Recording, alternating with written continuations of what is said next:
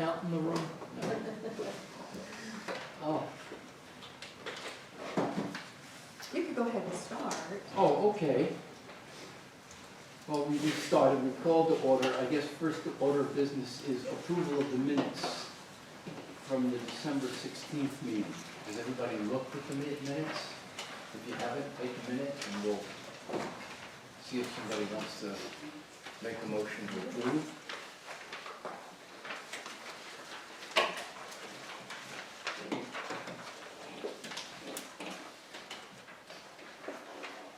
I move we approve the minutes from December 16th. Is there a second? Second. All in favor? Opposed? Ayes have it. Minutes have been approved. President's remarks. Well, you know, actually, it's been a very successful winter. In fact, you know, we finished the beach project. Those of you who haven't gone down to take a look, you should. It looks very nice. Except we're still having problems with cars driving on the beach. You know, we ask people not to drive on quote unquote the loose sand, and we were advised that all the sand is loose. Thank you. Thank you. I didn't know that. Yeah, that makes sense. Other than that, if we have a quorum, we'll do some serious business today. But I don't really have a lot to bend anybody's ear about. How about, Mike, do you have anything you want to add, or do you want to wait until? I don't have anything right now. All right. We do not have a quorum. We have 31. Oh, no. All right, well, we'll just have a nice casual conversation. Sal, good morning. I see you're here as a guest speaker. Good morning. Stand up so you can be seen, speak up so you can be heard. And there'll be nothing serious about this conversation. It's a rather festive occasion I'm here. The Maryland Osprey Nature Festival is here. It's going to be April the 6th at 10 a.m. But we'll have some events that you may be interested in coming to. So I've set up this presentation. I'm Sal, by the way. I think I met everybody here. So I know you know the answer to this. How many years have it been? How many years have we had successful? Somebody know? 2, 3, 4. 2. Prior. Almost. That was a first year poster? Prior is the right answer. Also second year poster. And now for those of you against it.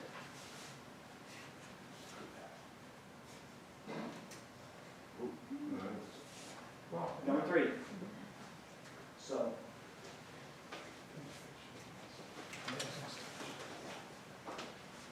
It's going to take place, like I mentioned, on April the 6th. Here at Drumline Club from 10 a.m. to 4 p.m. The bus is going to be running a little bit earlier from about 9:45 and stay till right around 4 p.m. So make sure you know that. And there's so geared towards children. So if you know your kids, grandkids, this is what it's geared for. This is meant for them.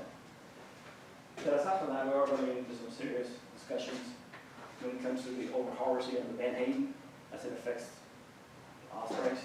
And so with that, we're going to have Mr. Michael Academia with the clinical conservation biology out of William Mary going to speak with us. And we're going to have Chesapeake Legal Alliance as well.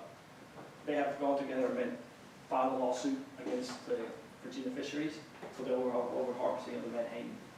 So we want to hear all about that and how that's going. Do you have any questions so far? I'm sorry, Sal, when did you say the speaker is going to be talking? The night before or that day? That's the day of the festival. I'm going to get to the people. We're going to have that night before. You're out there, I'm going to have an event. One of the things that the Drum Point Club is doing, which we're happy to announce, is we're going to be working in collaboration with William and Mary. We've installed 2 platforms here on premises, well, on the state land, but you can see it from the premises here. And what we're going to be doing is studying the diet of the osprey. see if the over-harvesting of the Manhattan has had an impact on our waters. So, yes. Can you remind people where to catch the bus? Like the bus comes to Patuxent High School and also in front of the office, the DPPOA office. Are those the two places where the buses come? Those are the two places for now. Okay. I'm working on a couple more places to go, but we really haven't had that much results of those stops. I mean, I've had the first 2 years to stop at other places throughout the community, and there's just, Yeah, that's Yeah, fine. I just so- want people to know. so that's a where good to point. go. Yeah. that's a good point. The buses are gonna run from the high school, they're gonna get stopped in front of the, office and come here. But mostly they're encouraged to walk or ride. their Right, bike or- great. So, the parking is at the high school, and it's just, we're just letting them do that. So, again, we're really, really excited about to say that we're helping facilitate the Lily and Mary. We have a trail cam on the operating platforms. They're gonna, again, study their diet, see what they eat, see different patterns when they arrive, when they leave, when they check in. So they're gonna record all that information.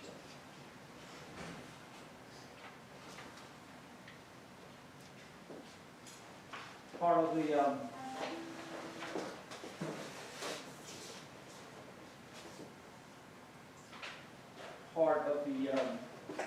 festival is we're gonna have the grand old pop parade. Couple of concert series, and at the end of that, come perform again, she's gonna perform live here, as she has in the past as well. Can I ask a quick question on the previous screen, and when they're gonna have the live, the feed, watching the Osprey, is that gonna be live to everybody to tap in and just kind of monitor? This year's a trail cam, so what they do is so there's not a live feed. They're gonna do the studies, and then report back to us what the conclusions are. So they come, put it, install them, and they take it back. So the trail cam does not work out. I'm trying to raise money for a candidate that's specific proposition for this year. So, but that is in our plans. Okay, Friday night.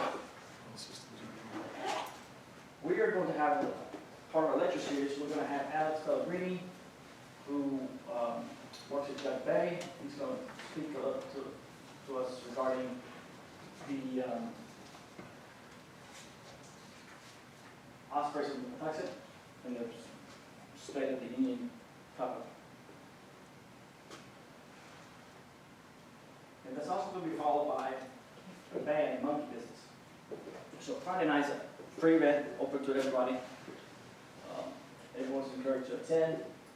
That's going to take place from 6 o'clock till, Bruce, what time is it? And then the band comes in. Yeah, the other can start around 7:30, Okay. or we can start earlier. So from about 6 to 9:30, safe to say. It's only a dance camp, so anybody likes to dance, it'll be a fun evening. You know, part of what we do is education and celebration. So.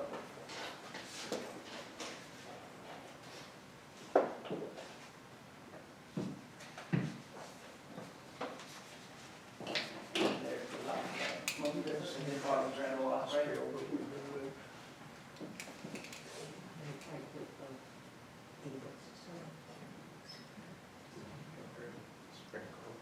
That's really much of what I have for you.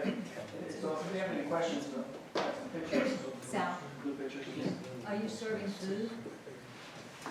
We are some good local diets, like just like we have in the past. We have Grizzly Mountain, some catering. They have the food truck. We're gonna have that on Saturday as well as on Friday night as well. So, how many of you have been to it in the past? Yeah, so pretty much the same format, but different speakers. Change it up a little bit, different theme, which is Ospreys and Manhattan.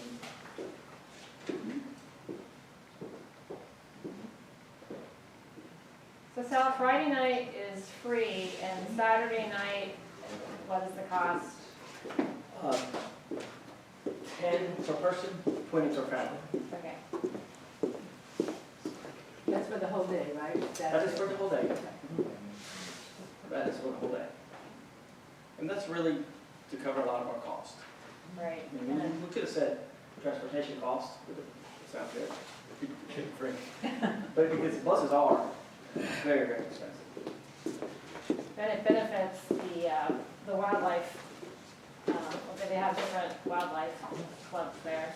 So last year, we donated $5,000 to 3 different organizations. Cattle Nature Society was one of them, Al Moon Raptor Center, and Phoenix Rehabilitation Services. And they rescued injured wildlife. I mean, we don't have anybody here in Southern Maryland that's licensed or certified statewide, let alone nationwide, to do these rescues. So they have to come all the way from Montgomery County to Calvert County just to rescue these animals. So if somebody reports an osprey with a broken wing, you got to come all the way down from Mount Moon, pick them up, and by the time they go back, sometimes it's too late. But we got to try. We got to keep doing what we're doing, and I think we're making a big, big difference. Is there anybody in the crowd that has a split personality? We're like 2 people short. I think. That's true, yeah. A couple schizophrenics would be great.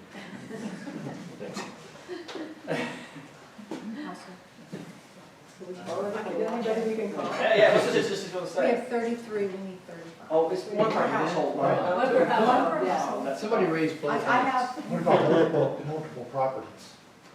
No. well, I think if Libby were here, she could, you can't, on covenants issues, you vote each property. For bylaws issues, which is what this would be, presentation of the candidates, is the main thing, one per household. Oh, One per, yeah. I appreciate the effort, Yeah. though. So you need 2 people? Yeah. We need to. Could they to ride make towards the quorum. end? Yeah, I think so. I think so. Well, we can drag our feet. But, well, if we hold that vote until the very end. Yeah, yeah, we can hold that. Yes. And it's really just a I can't hear it. presentation, it's a presentation of the candidates, and then if there's, right now we have 5 candidates for 5 seats, which would mean what we've always done in the past 10 years, a motion is made from the floor to accept them by acclamation, which saves us having to mail a ballot, which costs almost $700 these days, Unless there's some masochist in the crowd that wants to volunteer from the floor. Well, Hey, come on, you're stealing you're stealing. I know, I was going to apologize for but just so if you could get 2 people here and we held that vote to the very end, when they get here, I'll call somebody else, show up here. I'll call Rick. think, Has anybody called the Dwayne Heidemann? no, Because he's I right know, at the end of the street from me. and I know, but he I would don't have his probably number. come if somebody Do you called. know how to call him? I don't have his phone number. Let me see who I have. Adrian? Anybody? Somebody? I'll start speaking with an accent. Your neighbors brought your ballot in. So maybe continue and I'll look All right. and I'll go. So any questions, any other questions for Sal or? Okay, Sal, thank you very much. I'm sure it'll be a successful event. I'm sure everybody here will probably be there. All right, committee reports. Is there anything from environment? I have nothing, but we'll be watching how the Phragmites comes back in and see if we need to treat this year. We were able to save some money because we didn't need to do that last year. But Jenny will talk about the Ivy League and maybe other things. And if anybody here has some issues with some environmental problems, please bring them to our attention. You can let Rhea know and she'll contact us. Jenny? Yeah, we had the last Ivy League of the season last Saturday. We don't go out during the warmer months because of ticks and other pests, but We had 3 of us that showed up, and we removed ivy from 61 trees. Wow. That's So, amazing. How long That's does it amazing. take, how long did that take for 61 trees? there were 3 of us, and we all stayed for 2 hours. So, yeah, and that was at a lot on Elkins and Riverview. So hopefully we'll get more volunteers next, when we start up in November. So this is really impressive. I mean, what you're doing is really impressive. That's good. Thank you. Roads operations, Rhea? Steve, do you want to talk to that since you're here, or shall I just go? Roads, All the roads? stormwater management. Yeah, so we have, we got Grover for the stormwater management, and we do have a list of priorities that we had for them, and that all got approved. And we are on the schedule for Grover, they're expected to start on Monday or Tuesday, wasn't sure, I'm gonna get back with them today or tomorrow. But that's gonna be on 521 Beach Lane. They're gonna put in some surge rock over there to help slow the water down. It's washing out all the rocks that we put on the side of the road there to help protect it. But after that, he's gonna go ahead and schedule the rest. We asked him to make that a priority just because every time it rains, that washes out the road. As far as the roads, I'm gonna start measuring the scheduled 2024 roads this weekend. And we'll put all those together, and there's a couple of roads also that we want to look at, that we've had a couple of the residents call and complain about the road. So we're gonna see if we can squeeze those in. Maybe those are worse than some of the ones we have on the schedule. So we'll get that going, and we'll have more information on that on the next meeting. Any questions? Jack? Finance? You got the latest finance documents in your packet of documents. See that everything is looking quite good still. The first one we need to look at might be the balance sheet. And see, we still have good balances in all of our checking accounts. Our money that the county's holding special tax district, STD, and state highway user revenue. All of those funds are looking quite good.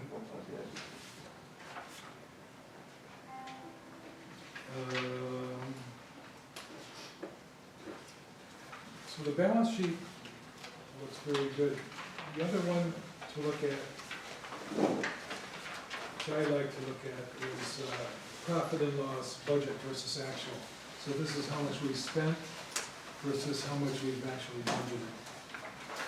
And you can see that if we are going over anywhere, we can monitor that.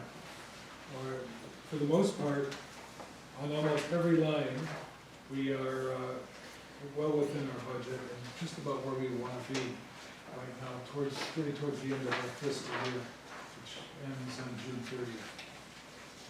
It's just a few lines that are over, very slightly over, but we only look at the categories of expenses. For instance, general operating, we don't look at every line under that. Payroll expenses, professional fees, all of those are within budget where we want to be. We have the lines there so we can keep track, but if we go over on any single line, it's not an issue. And again, we look through all the categories and even most of the lines, we're exactly where we would want to be in the third quarter, completing the third quarter of our fiscal year. So all in all, I think we're in very good shape. If there's any questions, any of this sparks any questions, please let me know.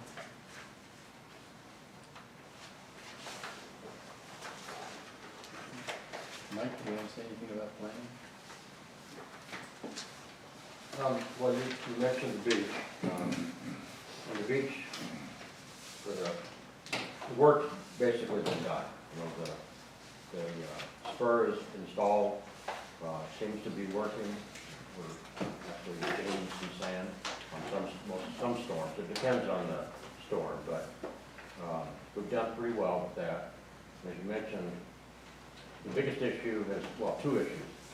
One, we have to keep up a goofy fence around all of the plantings that we had to do.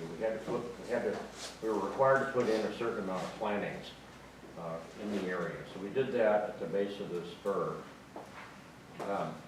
And we had to put fence around that to keep geese and other varmints out. Which probably won't work, but we had to do it anyway. That's one area that's been kind of problematic. Some of the storms have tended to try to wash the poles out, and we've had to replace some of the fencing. That has to stay there for 5 years, unfortunately, and we have to report it and monitor it and so on. So that's just something we have to live with. Could I comment on that? Yeah. I mean, one of the scams that's going on within coastal engineering in the Bay is that there was a great, impact kind of creation of wetlands along all of our waters. The idea was to create living shorelines. And one of the caveats or the ways to get around it wetlands are only going to form in very calm, sheltered waters. Right. But what happens is that there have been all kinds of loopholes where you put a small little band of riprap and plants behind it. This will qualify as a living shoreline, and you're able to get through a lot of the permitting things. Right. One of the things on ours, which is spooky, is that they called for the planting of Spartina in that area. And the thing which is really weird is Spartina does not grow in that type of environment. Spartina is an intertidal plant, and it will not flourish in that area, which is far above, the tidal level. Yeah. So the thing is, there are two other species that you could put in there, but they specified Spartina, which does not naturally grow in that environment. Have you heard the term government work? Yeah. Yeah, it's a good point, but like Tony said, that's what the government said. Yeah. They're here to help. So anyway, we got that, and then the other issue was trying to keep vehicles off the loose sand, both for their protection and just to keep it from eroding and getting messed up. So we'll probably put up some more barriers to try to. We've had people that just figured out that there might be a little hole in there, so they drive whatever they can through it. So we'll probably have to do that just to try to protect what we've got there. Then the other issue is Yeah. Are you going to talk about cameras? Yeah, I can. Okay, we're gonna put up some cameras down there to monitor vandalism and other problems. So Alan can talk about it. I mean, basically, we're upgrading the camera system we've had before. We should be able to, it'll be monitoring 24/7. We'll have thumbnails and things of that nature if by chance there is some destruction. We'll be able to look back on those cameras and see who did it. I hope that we'll be able to catch perpetrators. We've had some bonfires, we've had some people messing with the fences. So we're hoping that will help mitigate some of the issues moving forward. And it also will allow someone likely to be a board member, we would be able to go online and be able to see it in real time if it was reported. So if someone sees something, then call the office and we'll take a look back at the cameras. One thing we probably need to put down. I don't remember what we have out there now, but we'll probably have to put up some kind of signage that it's under video surveillance. Yeah. There is one there. I actually looked this morning preparing for this. We do have something that says this Privacy area is issues and that kind of stuff. And if people don't want their picture taken, they don't have to be in there. But we have to put up some kind of advisory sign. Isn't that the smile you're on candid camera? Yeah, right. Yeah. That's all I have. John, you want to talk about safety or? Yes, if I could mention that, my name is John Latham, for those who don't know who I am. I've been asked to help out with the safety committee, and one of the things I've done is reached out to the folks that were on the list that I had, tried to update it. And so I got little response, so I'm just asking if anyone wants to volunteer to be on the safety committee, on the safety team, please reach out to me. And if you know anyone else who would like to be. Can you kind of tell them what that entails? So I was part of the CERT team, which is the Community Environmental Response Team, Emergency Response Team, I'm sorry. And so we work with the county, if there's any type of emergency events in the county or something goes down, they activate us and we respond. So I reached out to them for training, see if there's any upcoming trainings going on. And so once that happens, they reach out to me and let me know. So basically that's it. John, can I ask a question then? Years ago, when Peter Holt had that committee, we were doing CERT, and that's probably when you got on that That's right. committee. Then Peter discovered, and I want to make sure he's correct, or was correct, that if you're activated as a member of CERT, you could be sent to Dunkirk. And so if we're in need here, that's why we kind of got away from actually worrying about being certified as a CERT person. Does that make sense still or not? No, I don't know, I have to look into that. Okay. Can you tell us what SIR is? Thank you for asking. Oh, so CERT is community, stands for Community Emergency Response. Okay. And it's a county thing, or is it It's a county thing. Okay. And you get called and what kind of an event? So if it was like hurricane or need someone to kind of block the streets off or direct traffic. So the county will be the lead and we'd be kind of augmenting the county. Do you work with FEMA or MEMA, or is that the county would reach out to those It would organizations? be the county.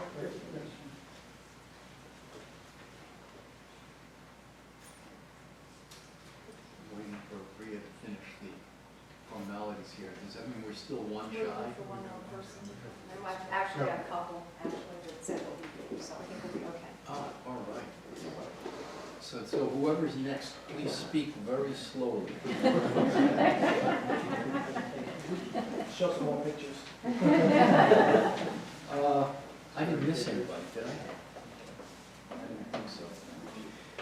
Unfinished business. My tap lessons are really going very badly. I'd love to give you a demonstration. I have something to tell you. Ah, You might yes. talk about the various committees in the board, like the finance committee, other committees, and how you don't have to be a board member to be on a committee. Yeah. Which could be You heard the various committees present reports, and to be, if any of this stuff is interesting to you, you don't have to be a board member to be on a committee.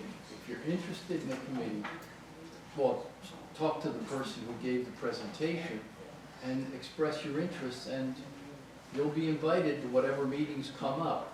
I know the finance committee is always looking for people. We meet Wednesday, and it's a process of going through the whole budget line by line and determining if we need to up it or if we were fine. And so Jack is especially interested in anybody who can count.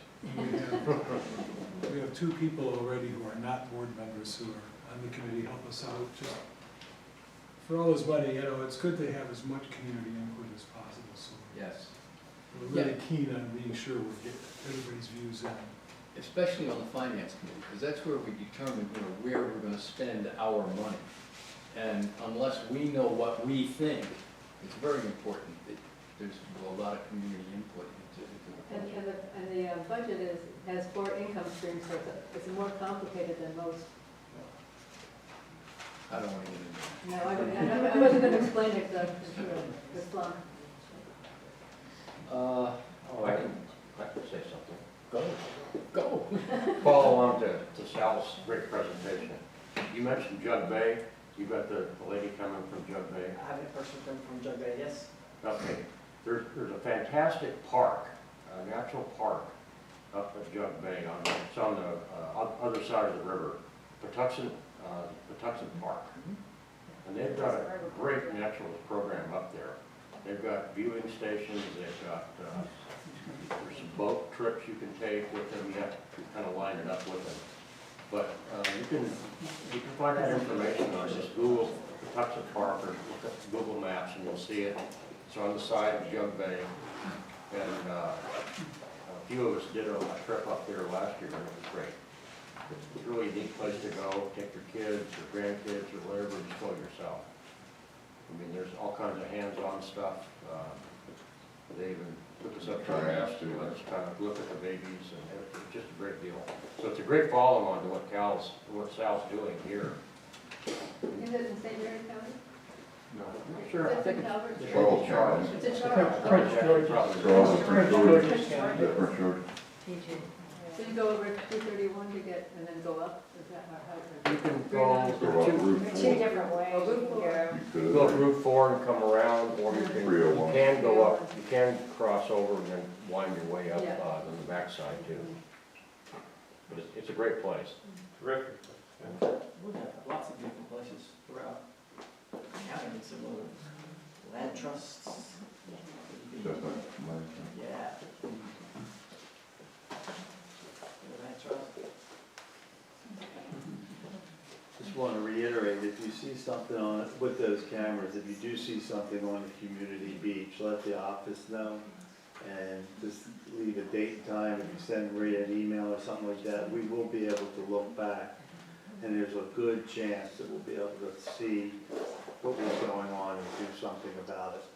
And weren't we even told that some of these bonfires were on the Drum Point Club There side? there was, Well, they're parking at Community Beach, Oh, and then they're and going. they're walking into the woods, Mhm. which is Stone Point property. We had And fire with doing beer cans. Fires Yeah. and shooting beer Yeah. cans. Oh, yeah. it's the same people that they were with Drum Point Club, then they were at our community beach, and then they left some of those same beer cans on Surf Street, Yeah. and then they went across the footbridge and did the same thing, so.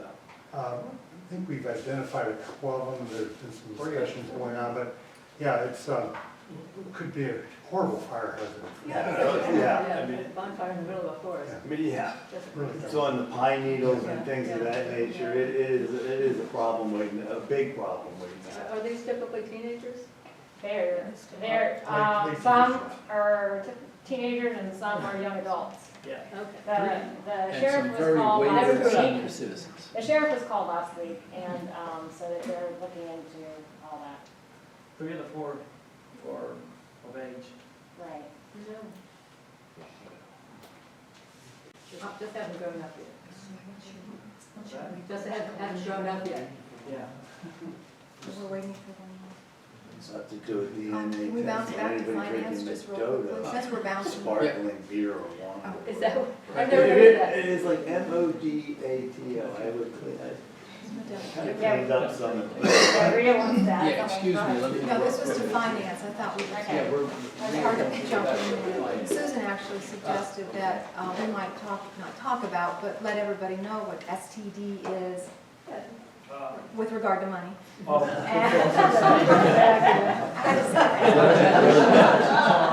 And short money. And STD is, probably we all know, is special tax district. And that's what is paid with your property taxes every year. Get your bill in August, take a look, it'll say Drum Point Special Tax District. It's $175 and has been for 2 years. There's another 3 years on this tax district. It's been in place since the 90s, I think. The other money that we have is state highway user revenue, or we just shorten that to shore funds. And that is based on the gasoline tax, it's administered through the county. We don't get a great deal of money for it. But, years ago, we tried to also come in on getting another part of that money based on car registration.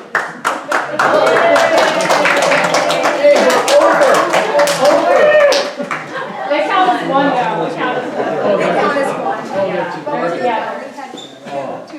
Wait, we got a quickie divorce court or something.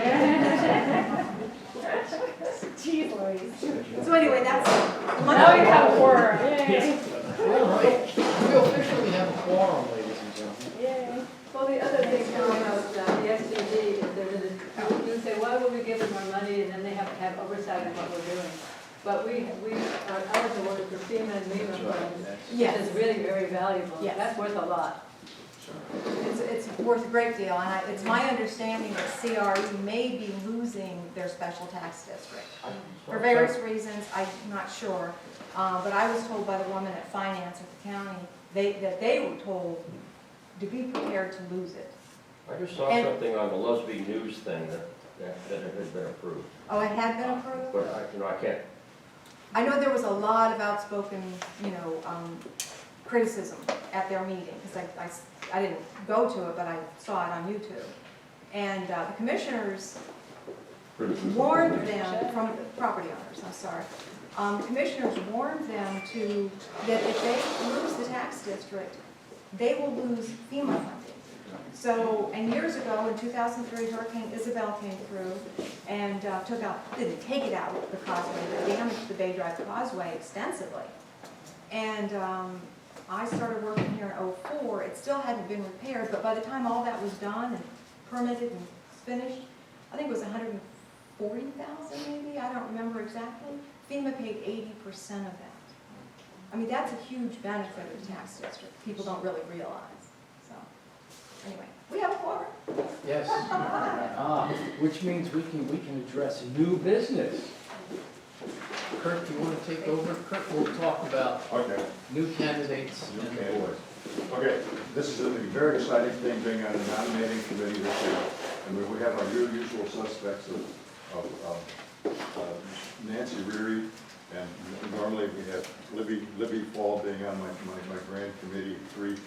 And this is kind of like one of those exciting jobs where we have to see if there's anyone who would like to fill the open places on the board. So as it is now, there are basically 3 slots for 3-year terms and 2 slots for people who are available to finish the unexpired terms that they were appointed to. So those 3 people are Mike, Tony, and Jack, and so those are the people who put their names forth for another 3 years. I mean, as an ex-Navy recruiter, we try to get people to ship for 6, but they would only pick 3. So if we choose to keep them on, they've only agreed for another 3. And then we have John and Alan, who were really appointed to the board to fill the positions that other people had to leave, and they are willing to, continue to fill the terms that they were appointed to, and then hopefully after that is done, maybe they'll shift for 6. So as Rhea was, sort of explaining earlier, is that we have this situation where basically we have people who fill the existing slots. We could entertain, nominations from the floor for other persons who would like to be on the board. With the problem being that if we do that, at this point, we could basically vote by acclamation to accept these people and avoid the idea of having to have a mail ballot should someone else's name come up, and to having to do that. And I agree, you mentioned it'd be about $700 in postage. It's a little under 7, but yeah. Something like that. Because that ballot has to go out to every property owner. So what we recommend is that if there are people in the audience who are interested in potentially serving on the board, we'd like you to give your name to Rita, so we can have your name on the list that you're willing and able to do this. So it's a question for other people to get involved as well. And we know that there are slots that basically sometimes open up unexpectedly, and it's always useful to have someone who really has an interest of taking part, in what's going on in the community.